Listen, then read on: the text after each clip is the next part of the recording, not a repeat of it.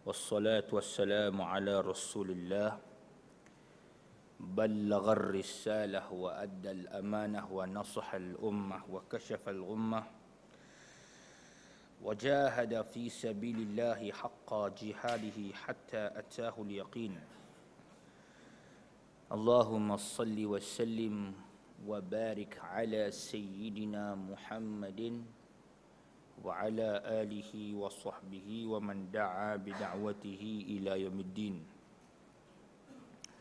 سبحانك لا علم لنا إلا ما علمتنا إنك أنت العليم الحكيم.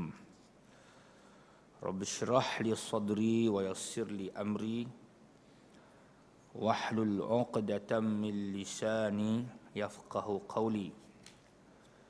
اللهم افتح علينا فتوح العارفين وارزقنا فهم النبيين وإلهام الملائكة المقربين وأن تطلق به عن ألسنتنا وأن تفرج به عن قلوبنا وأن تشرح به عن صدورنا وأن تستعمل به عن أبداننا برحمتك يا أرحم الراحمين.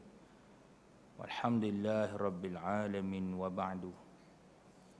الفاتحة. أعوذ بالله من الشيطان الرجيم. بسم الله الرحمن الرحيم. مالك يوم الدين. إياك نعبد وإياك نستعين. إن الصراط المستقيم صراط الذين أنعمت عليهم غير المغضوب عليهم ولا الضالين. آمين يا رب العالمين. Hari ini muka surat yang ke-78.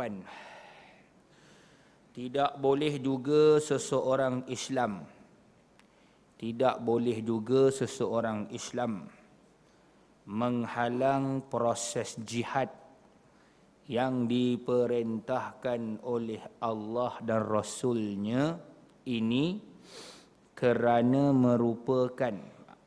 ini merupakan salah satu pintu amar ma'ruf nahi mungkar yang terbesar dan juga jihad fi sabilillah. Sesungguhnya Allah Ta'ala telah berfirman kepada Nabi-Nya sallallahu alaihi wasallam, Ya ayuhan nabiyyu jahidil kuffara wal munafiqin. Surah At-Taubah 73. Wahai Nabi, berjihadlah oleh kamu ke atas orang-orang kafir dan orang-orang munafik. Jadi orang Islam dia tidak boleh menghalang kerja jihad, antaranya mengajak manusia kepada kebaikan dengan berbagai-bagai cara. Kalau cara dia nak ajak orang baik melalui ceramah-ceramah agama, kuliah-kuliah ilmu, tazkirah, walaupun bentuknya tazkirah Ramadan. Sekarang ni tazkirah Ramadan jadual dah susun dah. Ada surau-surau, masjid-masjid dah bagi tahu dah. Dia siap tempah. Sebelum orang tempah kuih, orang tempah dulu ustaz bagi tazkirah. Orang belum tempah baju lagi. Dia kata yang penting tempah dah tu masjid tu, surau tu, dia dah kumpulkan tabung Ramadan. Dia kata ni kena awal-awal. Betapalah orang kita ni tuan-tuan cukup seronok nak menyambut Ramadan. Dipenuhi dengan majlis-majlis ilmu. Dia susun dah kuliah zuhurnya, kuliah duhanya pada hari cuti. Kalau tempat tu ada orang kerja singgah mayang tu, zuhurnya, kuliah sebelum berbuka, kuliah antara tarawih. Bismillah, Masya Allah tuan-tuan. Tapi kalau ada orang menghalang kerja seumpama itu, jangan bertazkirah contohnya. Kami larang bertazkirah, nak tarawih-tarawih je. Maka jawapannya dia juga menghalang kerja jihad fi sabilillah. Sebabnya itu amar ma'ruf. Pasal dia kata tidak, jihad tu antara kerja atau salah satu merupakan pintu amar ma'ruf nahi munkar. Bukan senang Bukan senang nak susun program tu. Kena cemuhan masyarakat. Dulu mula-mula lah. Sekarang tak ada dah. Tapi setengah-setengah tempat baru nak mula. Macam-macam. Kena cemuh. Nak buat benda baik, biasalah. Nampak? Akan mendapat cemuhan. Itu. Kerja amal makruf. Itu pula dia cek pula nama penceramahnya. Siapa pula. Nampak tuan-tuan? Ini juga satu ujian. Tapi saya ulang balik, siapa yang menghalang kerja-kerja amal makruf ni samalah menghalang kerja-kerja jihad. Orang yang menghalang kerja jihad ni confirm jahat. Itu je kaedah dia. Tuan-tuan boleh hafal. Orang yang menghalang kerja jihad confirm jahat. Ini bukan orang baik. Ada orang kata baik ustaz, dia dah pakai kopiah putih dengan serban. Kalau anjing kau pakai kopiah, pakai jubah, tetap orang panggil anjing. Kan? Itulah. Ini dia tuan-tuan. Jangan menghalang kerja-kerja kebaikan. Atau mencegah kemungkaran. Kita nak buat program mencegah kemungkaran. Satu skuad atau pasukan pergi cegah kemungkaran. Kita halang mereka. Kita cakap mereka macam-macam. Maka sama juga tugas kita menghalang orang daripada berjihad. Sebab salah satu daripada jihad tu juga ialah wannahyu anil munkar. Itu baru dipanggil amar ma'ruf nahi munkar. Bukan amar ma'ruf munkar nakir. Sebab ada orang cakap gitu kan. Kita nak buat amar ma'ruf munkar nakir. Salah. Dah hilang dah orang tu. Sebelum kau terbang hilang, dia hilang dulu. Hadirin dan hadirat yang dirahmati Allah Subhanahu wa taala. Apa yang kita sedih tengok suasana tempat kita ni, dua-dua dia buat. Amal ma'ruf buat, amal munkar pun dia buat. Kalau di Putrajaya berselawat, tetapi di Bukit Jalil berkonsert. Itu maknanya amar ma'ruf, amar munkar. Itu pun juga bukan dipanggil kumpulan yang nak berjihad, tapi jahat. Dua-dua dia buat. Kan Allah kata wala talbisul haqqa bil batil. Jangan campur yang hak dengan yang batil, yang betul dengan yang salah, yang halal dengan yang haram. Hak-hak, batil-batil. Tapi sekarang dia dua-dua dia buat. Jadi kebaikan seseorang itu boleh menyorok kejahatannya. Memang itu talbis iblis. Belitan iblis, dia suruh kita buat benda baik-baik untuk menutup yang jahat. Ini bahaya juga. Sebab itu dalam kitab Talbisu Iblis, Ibn Qayyim Al-Jauziyah menyatakan antara belitan iblis terhadap pemerintah ialah dia suruh ulama mendoakan mereka walaupun dia buat jahat. Ini kitab Talbis Iblis Ibn Qayyim Al-Jauziyah. Kalau kita habis kitab ni, kita buka kitab tuan-tuan. Kitab tu tebal lah. Kalau nak habis tu mau 5-6 tahun. Kan? Ya. Jadi tuan-tuan dia kata apa? Pernah berlaku satu kisah sebuah kapal dagang itu ditahan. Kapal dagang tu ditahan sebab tak bayar cukai. Custom tahan. Kata pemilik kapal tu, kalau gitu kita jumpa seorang ulama namanya Malik bin Dinar. Minta tolong dengan ulama ni lah.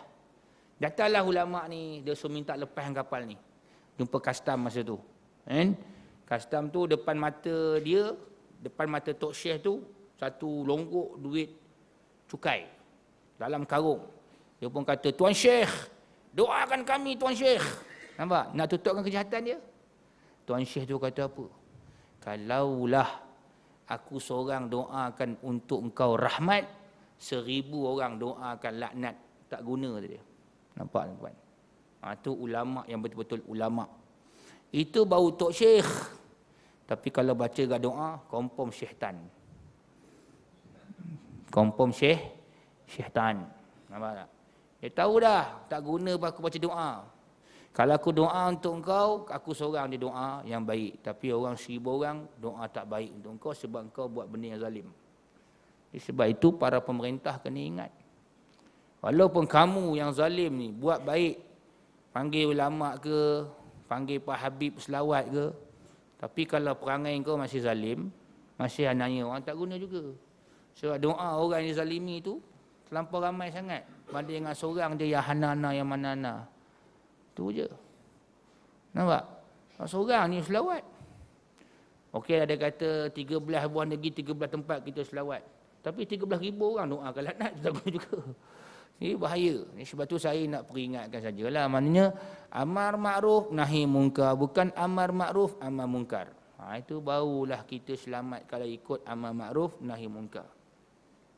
Jadi dalam ayat disebutkan tu, wahai Nabi, perangilah orang-orang kafir. Mana jihadlah menentang mereka dan orang-orang munafik. Apa ulasan dia? Membantu untuk menghalang kejahatan mereka dan berusaha beri petunjuk kepada mereka akan diberi ganjaran dan pahala oleh Allah.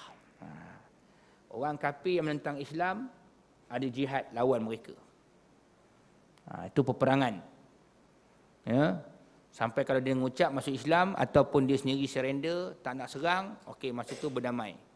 Ala kulli hal, orang-orang kafir hari ini kalau menentang Islam, apa orang Islam boleh buat? Tak boleh buat apa, tuan. Sebab kekuatannya tidak ada. Ada kumpulan mujahidin tak ramai, tuan. Kumpulan mujahidin tak ada. Kumpulan muwahhidin ada, tuan.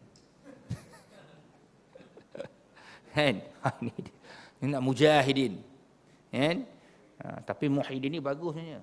Muhyi itu maksud menghidupkan ad-din agama. Tapi kalau betul-betul maksud dia baguslah. Tapi nama orang dia tentu lagi. Orang tu bagus tak bagus. Dia yang maksud dia saja bagus. Muwahhidin. Jadi kita nak orang yang mujahidin. Orang yang berjihad, mempertahankan agama. Ada tak pada hari ini? Ada, tapi tak ramai. Sokongan tidak begitu memberansangkan. Contoh tengok 529 orang. Kan?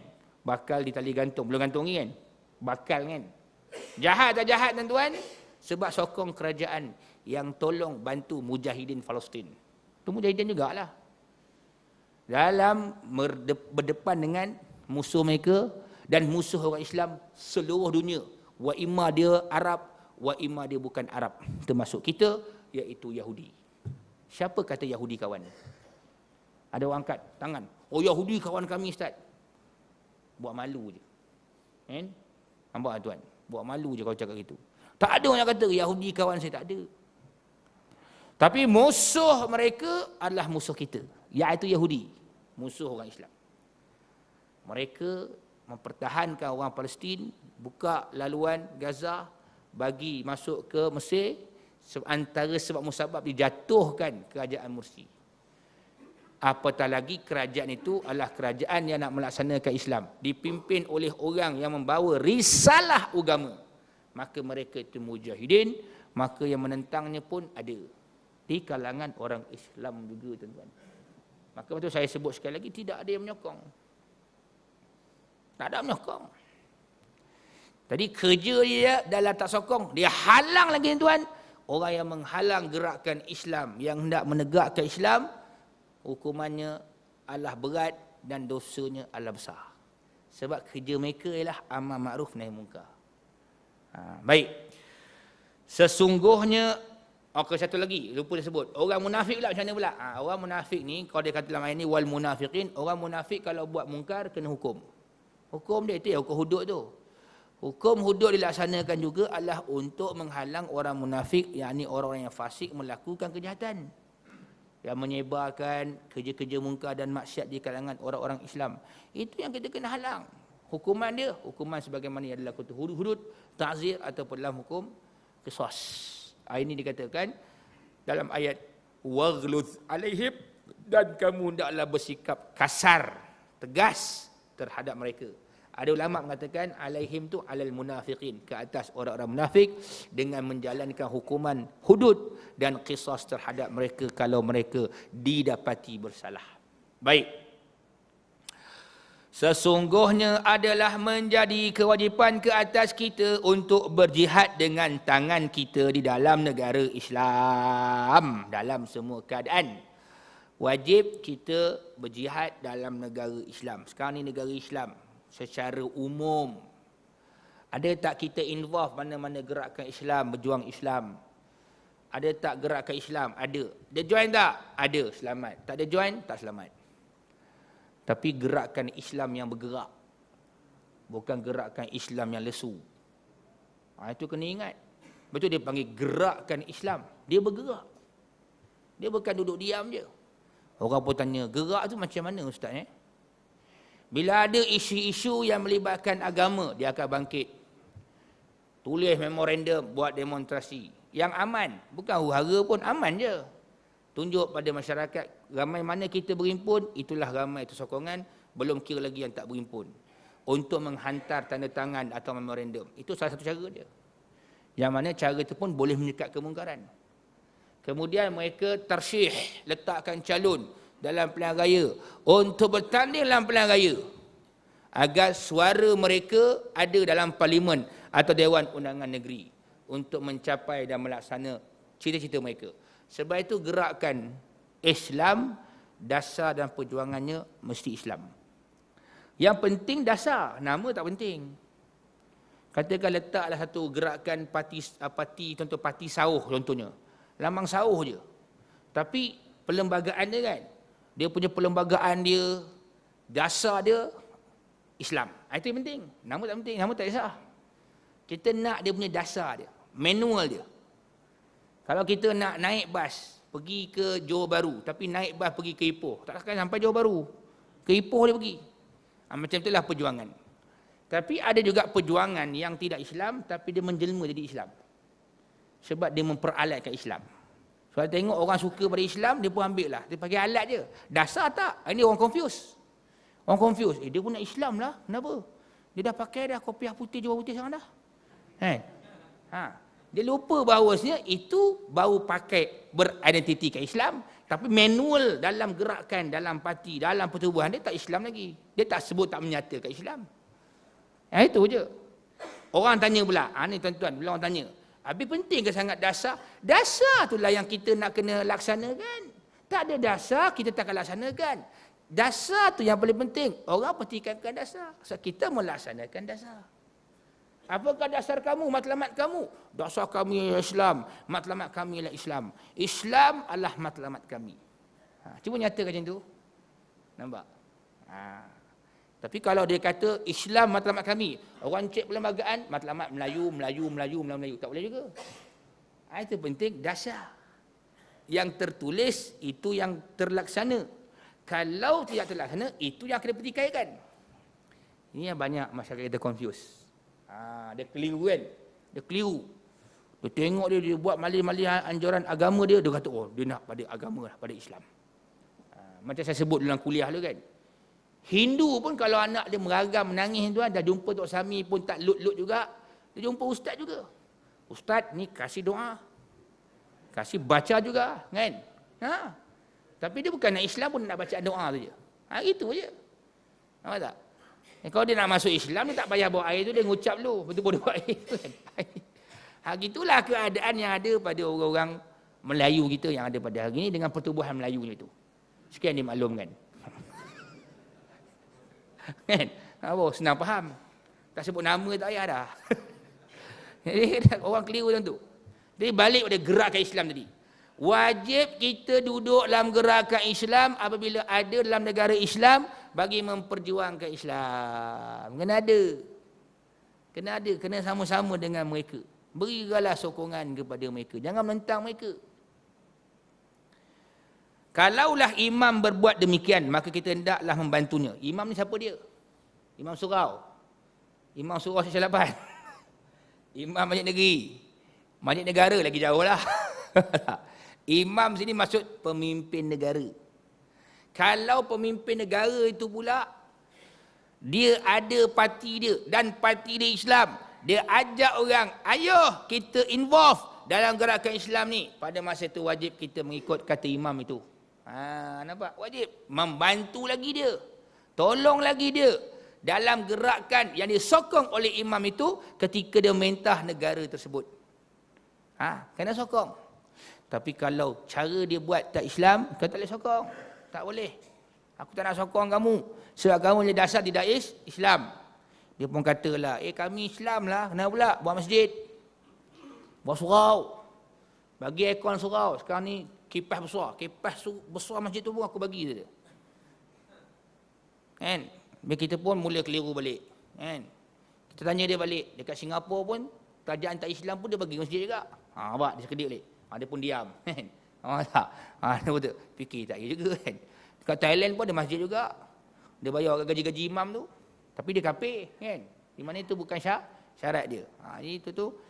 Maknanya imam itu sendiri mestilah melaksanakan Islam dan wajib kita membantu dia dalam melaksanaan Islam itu sendiri. Baik. Jika imam cuai, hendaklah kita nasihatkannya. Ini peringkat awal-awal dulu. Beri nasihat. Kan? Wahai Tan Sri, Datuk Sri, berbagai-bagai yang seri-seri. Kan? Kamu mesti melaksanakan Islam. Ini kewajipan agama. Yang sama dengan amal ibadah. Macam mana wajib sembahyang, betullah wajib melaksanakan hukum Allah.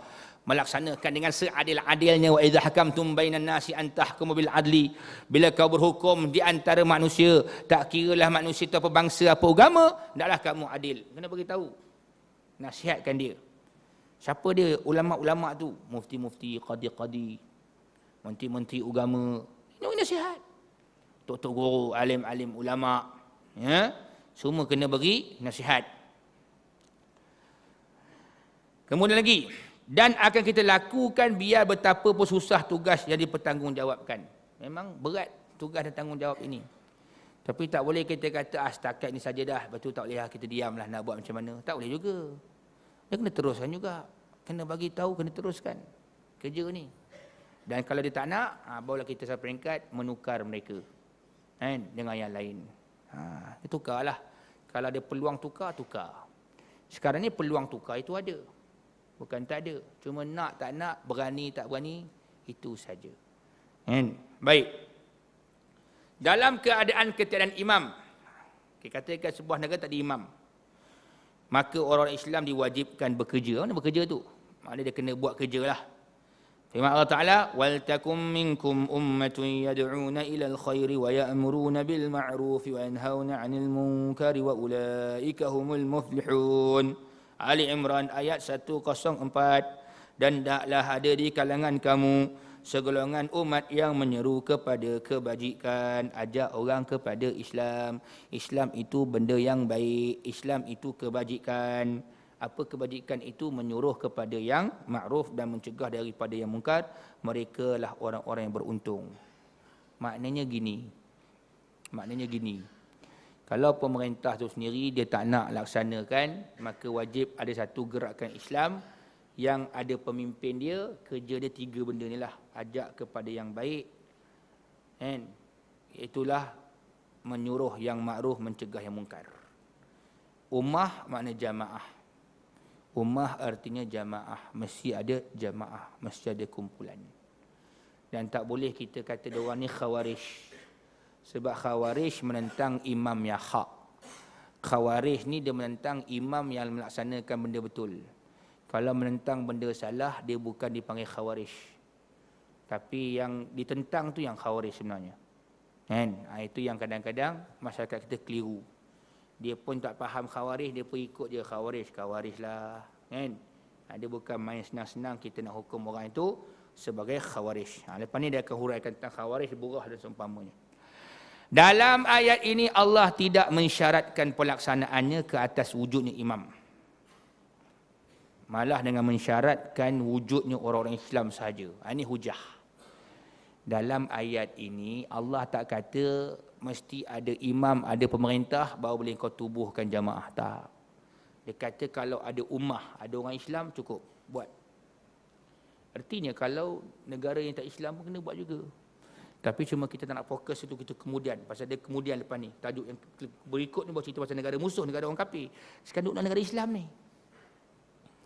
Dia tak kata kalau dah ada imam kau jangan tubuhkan lagi parti lain, jemaah lain. Tak, dia tak kata.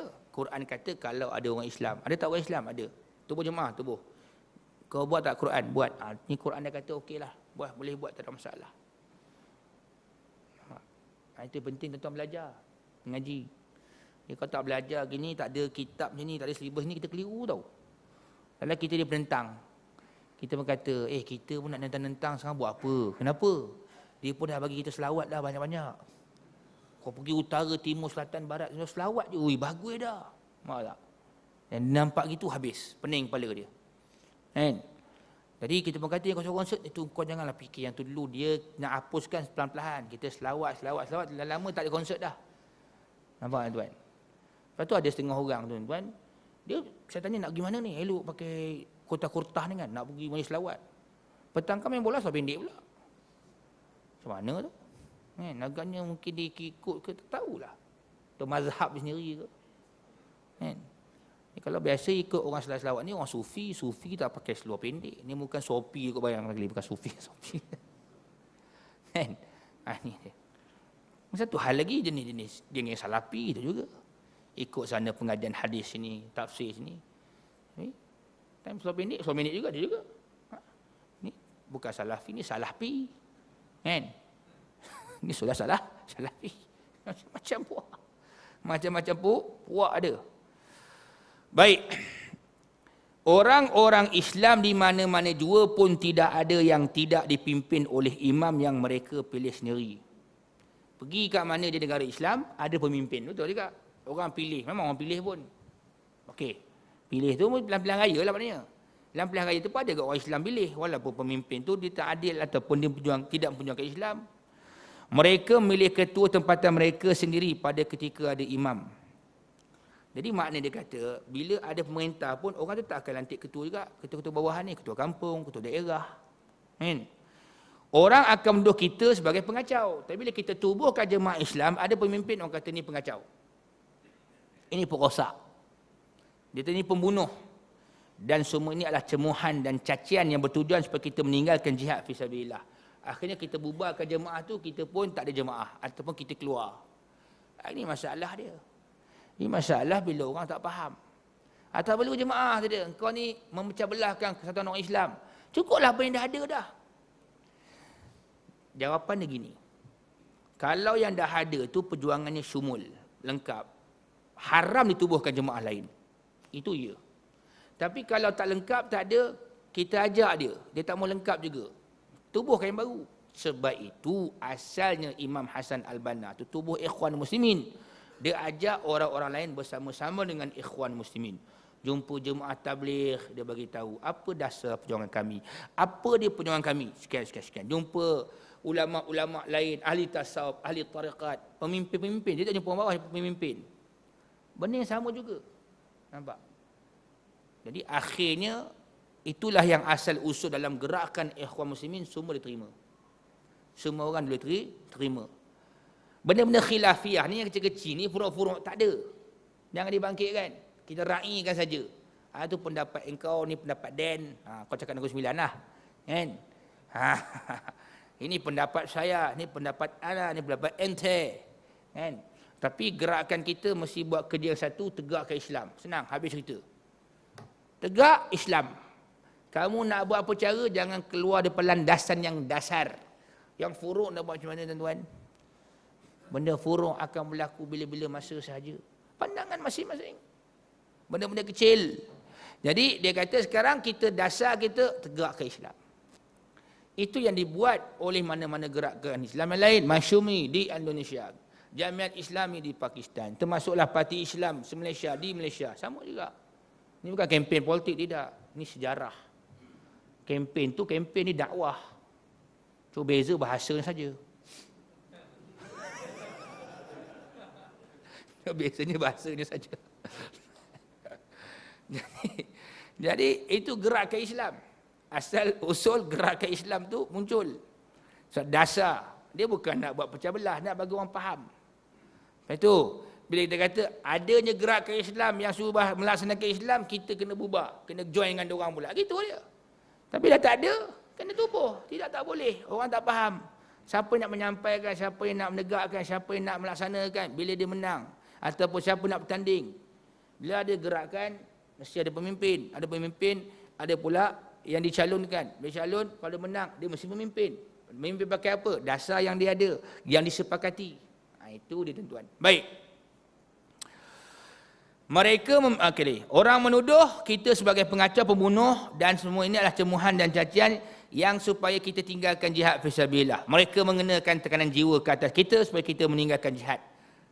Tekanan jiwa macam-macam. Tangkap, dirampai harta, disita harta. Kata Syekh ni tuan-tuan, dia kata sendiri, masuknya rumah, dia rampas laptop, handphone, gelang isteri dia. Nasib baik dia kata, kalau sofa tu boleh ambil, sofa dia buat lari. Ni jahat orang ni tuan. Kan? Jahat. Sebab gerakan Islam. Tapi saya tak tahu, saya baru ni saya tanya dalam WhatsApp geng-geng ustaz ni, dia kata betul ke ahli Jumaah tu keluarkan fatwa halal darah ikhwan dengan harta orang-orang ikhwan. Saya tak tahu, tapi saya tanya orang Mesir sendiri masa nak balik daripada umrah. Dia kata yang keluar fatwa tu Syekh tu sendiri cakap, ahli Jumaah. Dia kata darah ikhwan ni halal. Dan dia kata harta ikhwan ni pun halal. Jadi bagi saya, apa saya tindakan sisi dengan tentera tu, dia akan tanya ulama' tu. Bila ulama' kata okey, dia akan buat. Dan dia tak tanya sebarang ulama', dia mesti tanya ulama' yang ada jawatan. Sama ada dalam Al-Azhar, dalam kerajaan. Itu Allah alam lah. Soal benda ni betul-betul, tapi orang Mesir sendiri datang cakap, dia kata gitu. Wallahu alam. Tak tahu tuan-tuan. Tuan-tuan boleh tanya sendiri dengan Syekh Hani ni kan. Tanya dia. Cakap Melayu tuan, dia faham insya-Allah. Syekh ni duduk dalam beberapa bulan dia cakap Melayu boleh tuan. Kita duduk sama dia tak cakap Arab. Belajar cakap Arab tuan. InsyaAllah. Boleh kan? Ini dia. Jadi ni tuan-tuan, bayangkan. Macam mana keadaan itu tuan-tuan. Yang berlaku pada hari ini kita lihat. Pengaruh ulama-ulama jahat bila mengeluarkan fatwa. Akhirnya halal darah orang Islam yang tidak berdosa. Dan halal dia punya harta. Sedangkan fa'iza qaluha, bila mereka mengatakan la ilallah Muhammadur Rasulullah, asamu apa dia? Minni, Nabi kata, terselamatlah, terpeliharalah daripadaku dima'ahum wa amwalahum, darah mereka dan harta benda mereka, illa bihaqqil Islam, kecuali dengan hak Islam. Tak boleh orang tu masih Islam. Kan orang kafir. Okey, kalau dia kata burah, burah pun dalam hukum fiqah, rampai harta bukan jadi milik. Pegang, dia tahan je. Itu pulang balik. Nampak? Dia ada cara-cara dia pula. Syarat kerajaan ambil harta burah bukan jadi milik. Bukan untuk menjadi milik dia. Tapi untuk tahan sekejap tu bagi balik. Ini dah ambil dah. Dia dibuat harta sendiri. Tuan. Dan ini banyak berlaku. Baik. Tetapi Allah ajar kita apa? Supaya kita takut kepada cemuhan, supaya kita tidak takut kepada cemuhan atau cercaan orang-orang yang mencerca. Ingat surah Al-Maidah ayat 54. Yujahiduna fi sabilillahi wa la yakhafuna lawmata laim. Mereka berjihad pada jalan Allah dan tidak takut kepada celaan orang-orang yang suka mencela. Itu sifat pejuang. Orang cela namun dia terus berjuang. Dia tak takut dengan celaan orang-orang yang mencela. Keluarga cela dia. Keluarga cela dia. Tengok kau sekarang dah kena buang kerja. Syari dia punya pak saudara datang pula. Pak saudara ketua bahagian. Tok Teh, Tok Ngah datang lagi. Mak Ngah dia pula ketua wanita. Itulah kau dia. Dulu kita orang nak bagi dah segunung emas. Kau pergi cari juga segunung tanah je kan. Tu hari kalau kau isi borang ni projek ku bagi. Sonang-sonang je. Sekarang kau apa, kojo pun tak ada je kan. Itu pun tak insap-insap lagi. Itu biasa tekan-tekanan tu kan. Kan? Kadang-kadang isteri. Kadang orang ni cakap ramai lagi semangat. Takbir tu boleh terangkat rumah masjid. Depan isteri lembik tengkuk tu kan. Macam Firaun. Firaun begitu. Firaun kami tegas. Ada budak lelaki, semboleh dia. Tengok Asyah kata, ini budak lelaki comel lah, bang kita bolehlah.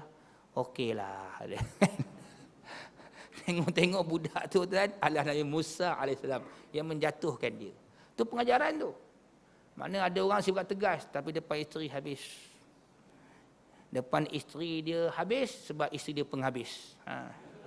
Habis. Cair tuan-tuan. Pejuang dengan gitu. Pejuang dia mesti berani. Kan? Bukan masalah ego, tidak. Nanti dengar ceramah motivasi lelaki jangan ego kan. Ni soal hak. Tegakkan hak. Itu semua cabaran, itu semua dugaan. Sebab lepas tu kalau orang berjuang ni dia mesti tarbiyah isteri dia. Ni terbalik, isteri tarbiyah dia pula.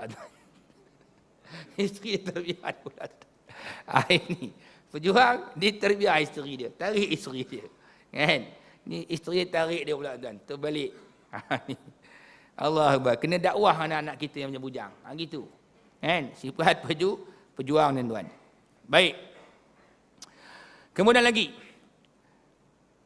Terdapat satu lagi tuduhan ke atas para mujahidin. Mengenai perkara ini. Iaitu tuduhan mengatakan mereka adalah khawarij. Ni khawarij. Kan? Siapa yang lawan kerajaan, orang panggil khawarij. Dia macam mana orang yang lawan Sayyidina Ali. Kan? Mula-mula sokong Ali itu lawan Sayyidina Ali. Sebab dia kalah dengan tahkim.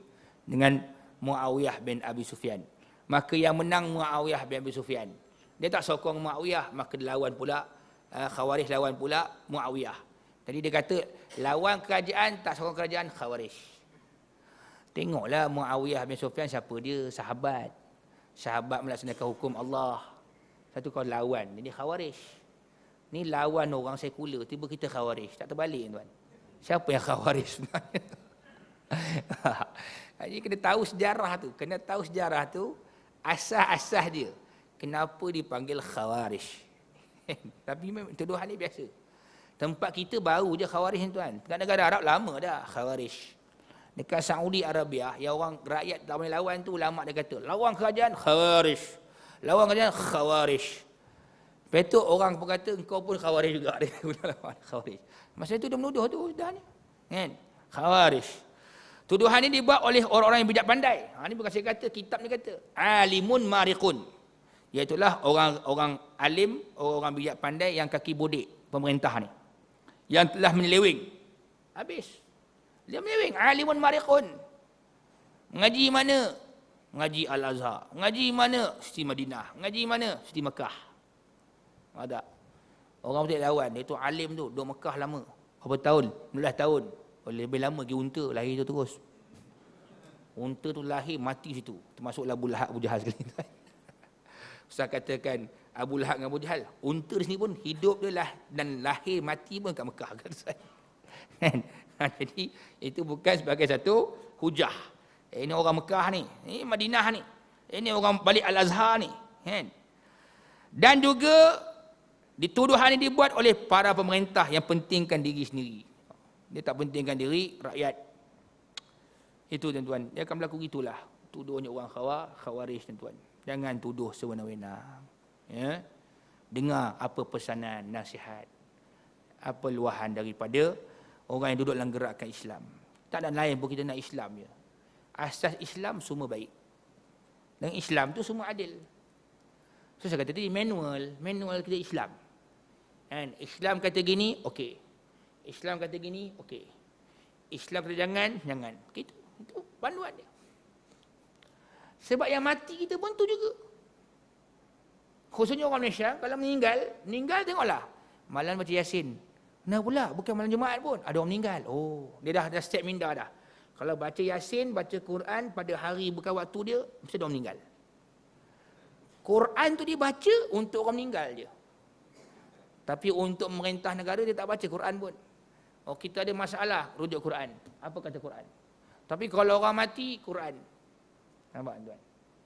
Bukan tak bagus. Bagus. Saya tak kata tak bagus ni. Jangan salah faham. Tapi bukan dibaca untuk orang yang dah mati. Sahaja bacalah untuk orang yang hidup. Jadikanlah panduan. Itu dibacalah. Kan? Habis itu sekalung Al-Fatihah buat mereka-mereka. Kan? Yang sudah pun pergi meninggalkan kita. Baik. Oleh sebab adanya tuduhan ini, maka kita perlu buat penjelasan dalam bab ini. Ni kata Syekh Said Hawa. Apa penjelasan dia? Ni secara ilmiah. Telah berkata ahli fiqh Hanafi. Fuqaha al-Hanafiyah. Kan boleh pakai pendapat Hanafi kan, orang Malaysia kata kami mazhab Syafi'i ustaz. Susah juga. Kalau kita kata ni pendapat Pak Napi, ni tak ilmiah. Siapa Pak Napi? Ni dia. Ni fuqaha al-Hanafiyah, ulama besar. Baiklah kalau mereka hujah begitu, siapa lebih dulu? Syafi'i ke Hanafi? Al-Imam Syafi'i ke Imam Hanafi? Cara nak hujah lah kan kata. Kalau dah tak mau terima sangat, siapa dulu? Tak? Dan kenapa Imam Syafi'i pergi ke Iraq itu? Bertemu dengan anak-anak murid Imam Abu Hanifah. Hormatnya seorang ulama dengan ulama yang lain, tuan-tuan. Itu dia. Saling hormat menghormati. Ya, baik. Apa kata ahli fiqh Hanafi, mazhab Hanafi lah. Al-Khawarij ialah penderhaka-penderhaka, yakni al-bughah. Ni dia. Orang yang lawan pemerintah dipanggil bughah. Kan? Ya? Itu hukum bughah. Yang harus diperangi oleh imam, mana yang boleh. Yang harus tu asal kita Arabnya, maksud Melayunya ialah yang boleh. Jangan kata yang harus, yang boleh diperangi oleh imam. Orang-orang Islam wajib memerangi orang-orang yang menentang imam yang hak dengan cara yang tidak hak. Faham tu? Orang Islam wajib memerangi orang-orang yang menentang imam yang hak dengan cara yang tidak hak. Maknanya dia jumpa orang dia pukul, katuk, bunuh boleh. Tak gitu. Jadi maknanya implikasi yang besar bila seorang mufti keluarkan fatwa kumpulan ni bughah. Jadi dia akan jadi implikasinya orang akan pukul, bunuh orang ni. Kenapa kau bunuh dia? Mahkamah tanya sebab dia bughah. Siapa cakap? Mufti. Nampak? Itu sudahnya. Ini bukan senang nak keluarkan statement orang ni bughah. Bughah halal darah, macam saya tadi, halal darah, halal dia punya harta. Waliyahzubillah. Kan? Bukan senang-senang gitu. Imam yang hak, ni huraian dia. Siapakah imam yang hak? Imam yang benar. Ialah imam yang iltizam. Iltizam tu berkomitmen. Sentiasa menjalankan dan mengamalkan hukum-hukum Islam. Dan dia memastikan rakyat atau ummah mengikut Quran dan sunnah Rasulnya. Kalau ikut Quran dengan sunnah, dia ikut apa? Dia tak pernah halang dia semayang. Mesti timbul kata kan? Dia siapkan masjid. Betul. Dia siap bagi tahu pula pengumuman waktu semayang. Tak juga. Dia siap pula panggil imam-imam bulan puasa. Daripada Mekah, Madinah, Mesir. Kan? Dia sponsor lagi. Bagus juga. Tak? Bulan puasa, dia suruh kita puasa. Dia mengumumkan. Nampak tak? Dan dia apa lagi? Macam-macam. Haji, dia siapkan kapal. Dia siapkan lagi muasasahnya. Tabung-tabungnya sekali. Kan? Tabung dengan isi-isi tabungnya sekali. Kadang-kadang buat juga short juga sikit. Tabung sendiri, tabung juga kadang short. Apa yang tak ada tu tuan? Beriltizam dengan Quran dengan sunnah bukan itu saja. Termasuklah kalau Quran kata wajib tutup aurat. Hei isteri aku, tutup aurat. Gitu. Anak-anak aku, rakyat-rakyat aku. Termasuklah pramugari dalam ketebang syarikat milik negara aku sendiri. Itu Islam, iltizam. Macam Brunei kan, ada gambar ni kan. Pramugari kan, Brunei sudah menutup aurat. Kan bagus tuan-tuan, bukan susah. Dia kalau pakai skirt kembang susah nak buat kerja. Kalau pakai skirt ketat dikerjakan. Mudah. Susah saya cakap yang bersastra ni. Pakai ayat sains senang tu. Betul? Dah lah ketat terbelah, mudah dikerjakan. Yang ni sebenarnya mudah kerja pasal dia kembang. Tak nampak aurat. Itu je tuan, apa susah? La ilaha illallah tuan-tuan kan?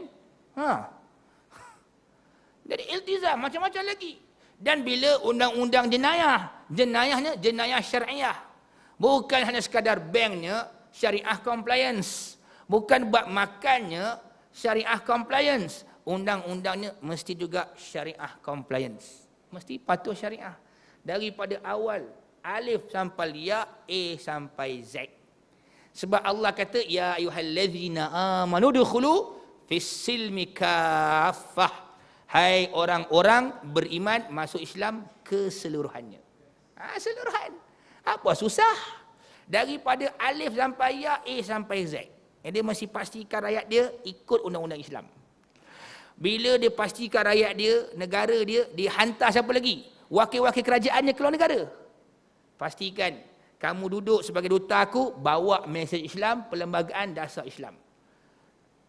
Ini sedih tuan-tuan. Pergi mana-mana kedutaan, malah ceritalah, kan? Susah juga rakaman ni, bahaya. Seorang kawan kita dah kena tahan dengan Baru gambar berkecai, gambar berkecai dia baru kan. Tahu kisah tu kan. Tahu sebutlah kan. Baru gambar tu dah kira menghina, tak bayangkan. Kan? Tapi itu bayangkanlah. Kadang macam-macam. Ada jual arak, kat kilang arak, judi. Ini bukan Islam. Dia masih halang benda gini tuan. La ilaha illallah. Maka mana imam yang hak dalam kitab dia kata imam yang hak dia iltizam dengan Quran dan sunnah. Dia suruh rakyat dia kena ikut juga Quran dan sunnah. Bukan dia saja buat, semua saya kena buat. Rakyat dia kena buat. Baik. Okey. Sekiranya ada orang yang keluar menentang imam seperti ini, maka dia dinamakan sebagai pendahaka. Seorang bari. Kalau ramai, burah. Itu dia. Jadi kena menentang burah. Kalau menentang imam yang hak. Mufti mungkin tak jumpa kitab ni rasanya.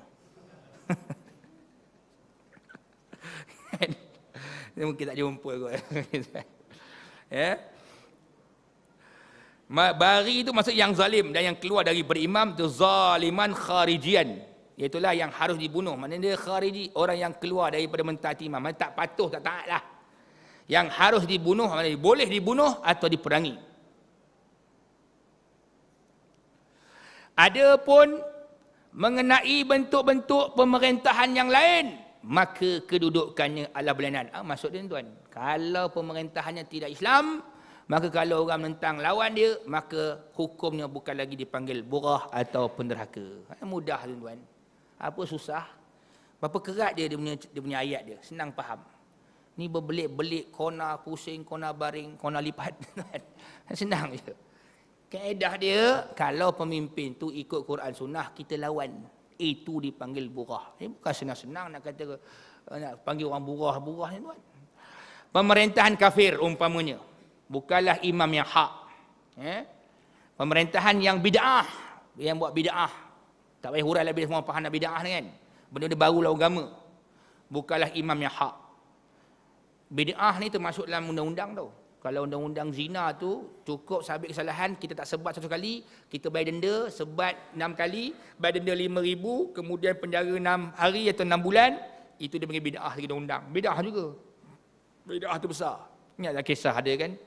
Satu orang datang jumpa Nabi, kata, anak aku bekerja dengan seorang ni, bekerja dengan seorang pekerja ni, dengan seorang majikan dia, kemudian berzina dengan isteri majikan dia, dapat tangkap, nak lepas kepada hukuman, sebat satu sekali, dia bagi hadiah kepada majikan anak dia 100 ekor kambing dengan seorang hamba. Ingat apa Nabi kata? Al-mi'atu syatin, 100 ekor biri-biri ataupun kambing itu kan. Kemudian wal jariyah, dan seorang hamba itu raddun alaik, kembali kepada engkau. Wa alabnika mi'atu jaldah, anak kau kena sebat 100 kali, wa nafyus sanah, dan dibuang negeri 1 tahun. Dibuang negeri 1 tahun. Itu dia. Betul bid'ah tu. Tukarkan hukum Allah dengan bayaran-bayaran tertentu untuk dilepaskan hukuman itu. Tak boleh. Tapi tak tahulah apa ni fatwa, tak tahu diorang ni. Tanya maslahah. Maslahah. Dan berkata Ibn Qayyim Al-Jauziyah dalam kitab Talbisu Iblis, dia kata antara mainan belitan iblis ni kepada pemerintah, tindakan dia bila tidak melaksanakan hukum Allah, dia jawab ini siasah, politik, ini maslahah. Nampak? Itu sama juga. Walaupun sudah bertentangan dengan Islam, dia akan jawab ini maslahah. Sedangkan maslahah itu tuan-tuan tidak boleh diguna pakai kalau sudah ada nas syarak yang sudah jelas. Contoh tuan-tuan, kalau nas mengatakan orang yang murtad hendaklah kamu bunuh, cukup syarat bunuh. Tak nak buat maslahah, tak boleh sebenarnya. Tak boleh. Orang tanya pula, habis Sayyidina Umar tu ustaz masa dah tengah-tengah kemarau tidak melaksanakan hukum potong tangan orang mencuri, itu bukan maslahah, itu darurat. Dia confuse antara darurat dengan maslahah. Apa maslahahnya pula? Apa yang maslahahnya? Dia maslahah ni kata Dr. Yusuf Al-Qardawi, kalau ada nas yang jelas, maka wajib laksanakan. Tak boleh nak gunakan maslahah lagi dah. Tapi orang gunakan kaedah maslahah, masalihul mursalah, tak habis-habis tu. Nas ada jelas. Apa lagi? Ni dia. Baik. Jadi kalaulah duduk dalam negara kafir, pemerintah kafir, pemerintah dia ahli bid'ah, maka mereka bukan pemerintah yang hak, penyeru ke arah kesesatan. Dia ajak orang pula sesat, ikut faham sekular dan seumpamanya, pisahkan antara Islam dengan politik, sesat. Bukanlah imam yang hak. Maka menentang mereka bukan lagi panggil burah, cuma harga kangkungnya murah. Orang yang tidak sembahyang, itu kalau pemerintah tak sembahyang, kan?